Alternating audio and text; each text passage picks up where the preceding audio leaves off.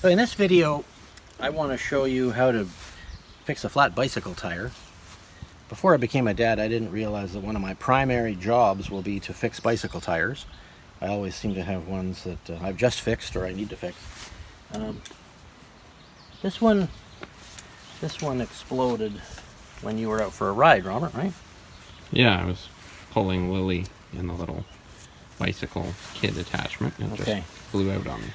Well, just looking at it now, I can see that we need to replace more than the tube. I mean, if you've done this before, this is pretty simple and you don't need to watch this video, but if you've never done it before, there are some tricks.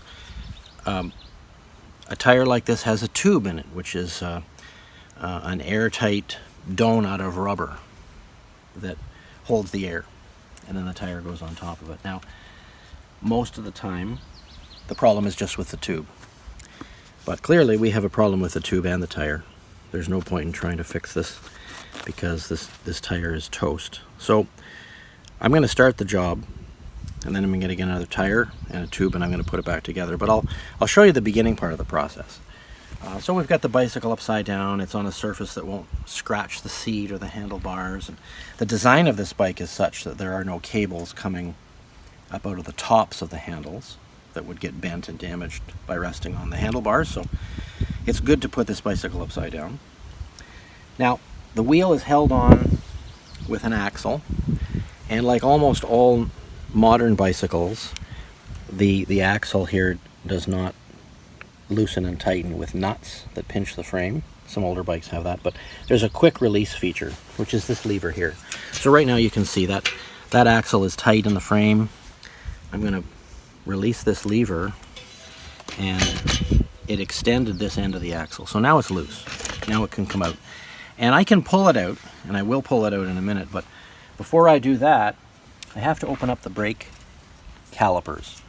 The brakes on this bicycle work by squeezing the sides of the rim with these rubber pads here. And although I could get it off now because the tire is soft, when I go to put the renewed tire on, the tire of course will be wider than the rim and it won't go in. So the first job is to open up that caliper. And if you take a look here, you can see there's a cable that fits into a mechanism. See the mechanism here fit like this. I'm just taking it apart, and that lets the calipers open all the way up. So we're in good shape. This is a back tire, back wheel, so there's the chain and the derailleur mechanism that needs to be dealt with, but we're loose now, so my job is to kind of work this out, get the chain off the sprockets.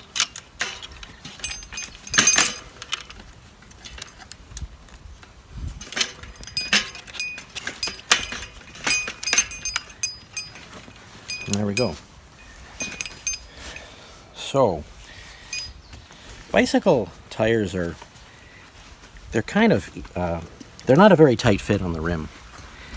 See, I'm taking this off just with my fingers. I'm just pulling up the rim. I have little tire irons. They're like little levers for this job. I may need to get them yet, or maybe not. No, it's coming off pretty good. Now, naturally there's no air in this tire. That's why I'm changing it. If for some reason you do have to change a tire that's still holding air, you're going to have to let all the air out because it'll never get off the rim with any air in it. Okay, so this is the valve stem. This is where the air goes in, and in some cases there's a little nut that you need to take off so that you can pull the valve stem out. So basically all of this is bad, so we're going to need to renew that. Before I do anything though, it's very important that you run your finger around the inside of the rim to make sure there's nothing sharp, especially on a spoked bicycle wheel like this, because the spokes, they fit into this threaded piece here, which then in turn extends into the rim a little bit. Now, I've changed tubes on this tire before, and normally there's a black strip of rubber that goes all around to protect the tube from these protrusions. That black strip of rubber was no good on this one, so I just replaced it with 3 or 4 wraps of electrical tape. It's just to give it a little bit of a cushion, and so that tube won't get injured. And also the sides too. It's sometimes possible that if a rock was hit or something, the sides of the rim can become sharp, and that can puncture the tube as well. So I don't think I'm going to find anything like that, but that side feels good. Thorough, obviously. Yeah, it just takes a minute, because, and I've run into this before, you don't want to put a new tube and tire on there and button it all up and put it back together and find that the thing leaks again. That's no good. So, we're ready for the rebuilding stage now. I know I have a tube in stock. I'm going to go and see if I have a tire. If not, I'm just about to go into town and I'll try to grab a tire if I need to, but maybe that won't be necessary. Well, as it turns out, I don't have a tire in stock. It's kind of too bad this one went bad, because the tread's still really good in it. It's just the sidewalls are blown out. But the important thing here is to get the right size. So that's 26 by 1.95. So 26, that's the number of inches in diameter that the rim is. And 1.95, that's the number of inches that the tire is wide. So you can tolerate tires that are slightly different width from stock, but you must get them the right diameter. Otherwise, it just won't fit on the rim. It either won't go on or it won't stay on if it's too big. What would be the maximum variance in width that you can tolerate safely? Gee, I don't know. It sort of depends on the bicycle and how the brakes work. And, you know, if you go wider, there could be something there in the frame that rubs up against it. So I don't know, maybe 1/4 of an inch either way or so. Something like that. And when it comes to tubes, diameter is crucial. So it's 26 inches again. But you'll notice that this tube can be used in a range of different tire widths. And that's because, like I said, it's a rubber bag, so it's got some stretch to it. So you can use this on tires that are rated from 1.5 to 2.1 inches wide. And we're within that range, like 1.95. So this is the tube to use. And I just hope they have a tire like this in town. If not, I'll order one online, but I like to shop local when I can. So on the video, this will just be like a second later, but it's been a couple of hours. Right. And you have a new tire. Are we rolling? Yes. Oh, okay. Do you want to start again? No, go ahead. Okay. Yes, I've got a new tire. I'd never make the 22-minute drive into town just to get a bicycle tire, but I had a town list ready to go, so we just managed to get this in. So it's 26 by 1.95. This is just what we want. Some tires want to spin in a certain direction. Let's see if this is one of those kind.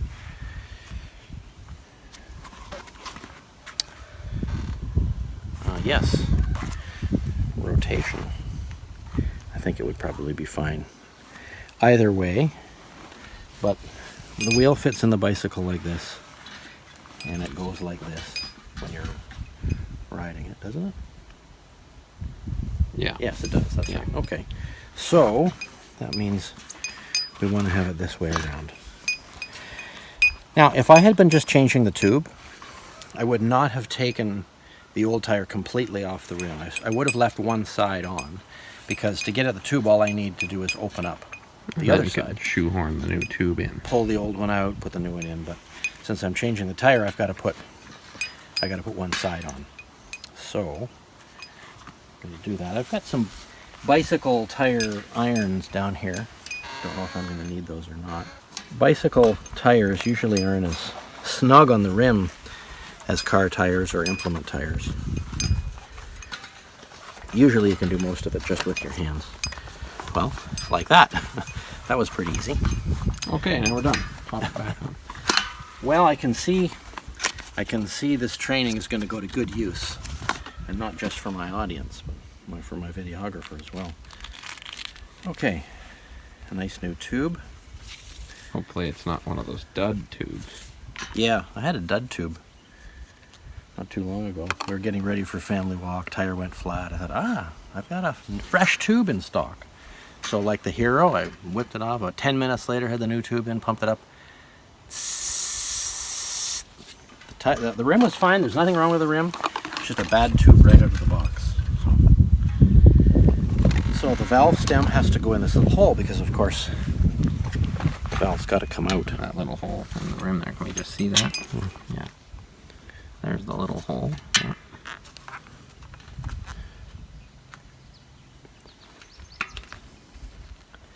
Pretty snug fit.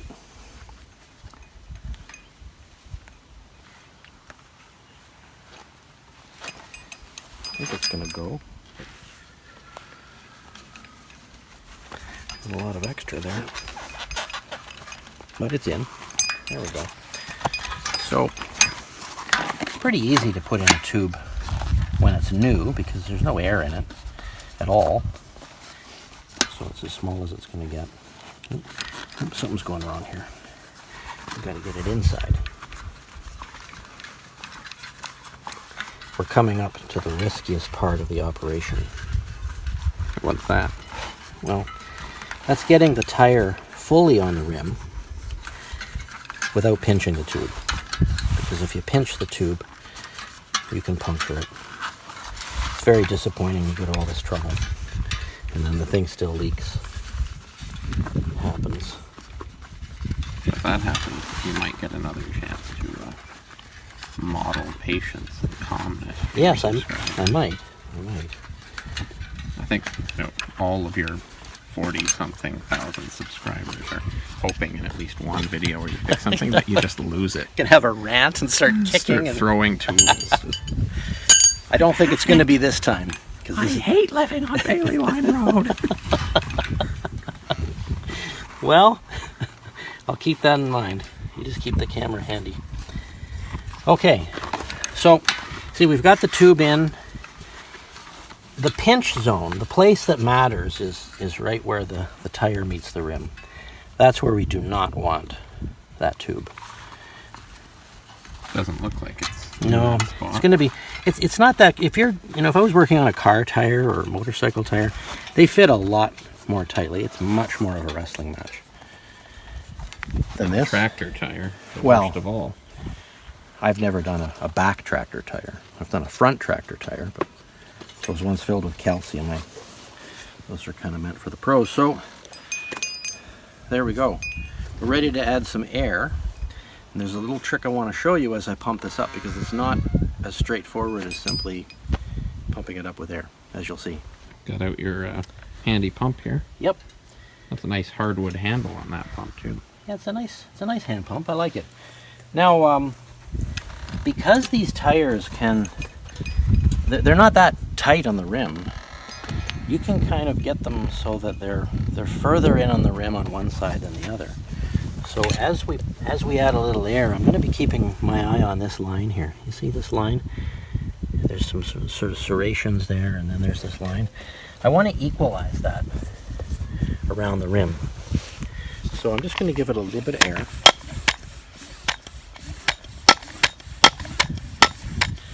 Enough to start inflating it, but not so much that I can't move things around if I need to. While we're on the topic of adding air, what's a good PSI to pump up a bicycle tire to? Well, the tire will tell you what the maximum is. Here, 50 pounds per square inch.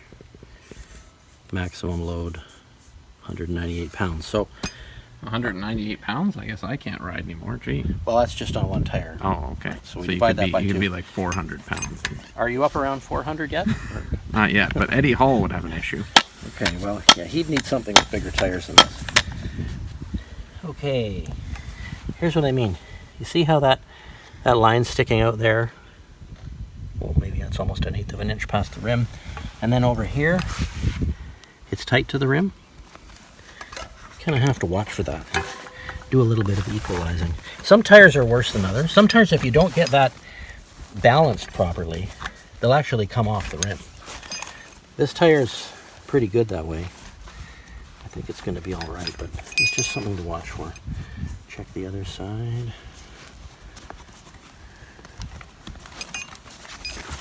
Still only have a few PSI in the thing.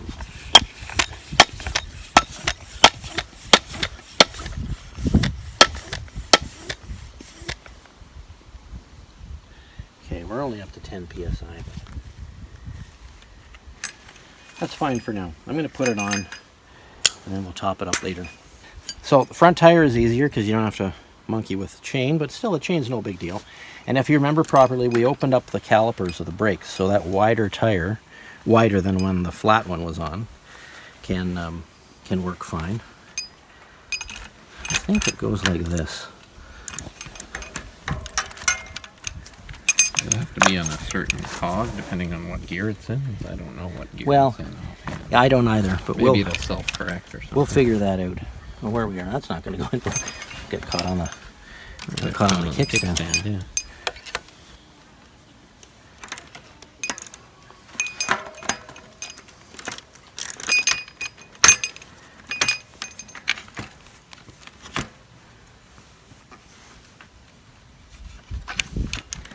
Okay. This little thing, by the way, is for connecting our little bicycle trailer for bicycling around kids and things. The Wike is what it's called. Now that looks fine. Chain goes around there, as long as it's lined up. You know, maybe it's one sprocket off. I'm not sure, but it's lined up good enough. Looks good. So we're still loose, right? The wheel's not fastened yet. What we want to do is we want to equalize the space between the tire here and the frame, and between the tire on the other side of the frame. We don't need to get crazy about this. Just eyeball it. It looks pretty good. Now, as I mentioned before, this has got a quick release arrangement. So there's a lever that tightens up. Really, it sort of shortens the axle and tightens it up. Now that's about right, but let me just show you something here. These things are adjustable. So you see, I can loosen this off on this side, and when I push this all the way forward, it's still loose. It's not actually tightening anything. So what you want to do is you want to have it loose, and then you want to tighten it somewhat by hand, so that by the time you flip the lever forward all the way, there's a good amount of tension on it. It's not quite enough tension for my liking there, so I'm going to dial in a little bit more. That's pretty tight. Looks pretty good. Now let's take a look at the brakes. Remember, I disconnected the cable so that the caliper would open up wider. Now I'm reconnecting the cable. Now we may need to adjust this. Oh, it's pretty good. The pads aren't rubbing. This is a nice true wheel. Sometimes a wheel will develop a wobble, a little bend in one part of it, and that will cause it to hit the pads. But that's perfect. So all we need to do now is put some more air in the tire. You can see we're at 10 PSI now, or 11 or something like that. So I'll just keep pumping.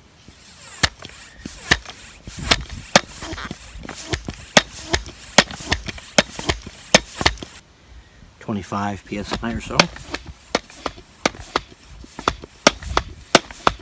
A little too much. I don't think it really matters a whole lot, but I will let out some. If you want to let some out, there's just a little valve stem in here. You press it.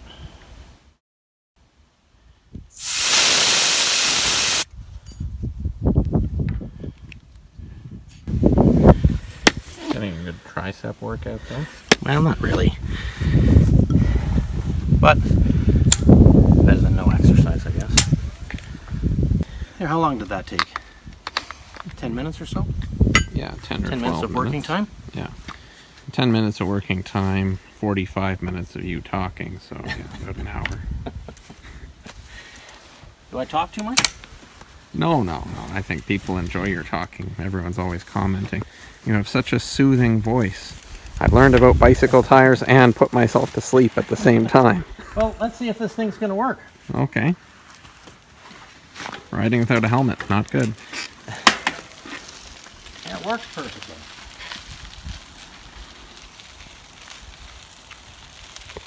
No hissing yet. So thanks for joining me. If you liked the video, give it a thumbs up. I always appreciate those. If you're just signing up, subscribe and hit the notifications bell so you know when I put out new videos. And check out my website. The URL's in the description box, and I'd love to have you over for a visit sometime and maybe sign up for my newsletter. See you next time.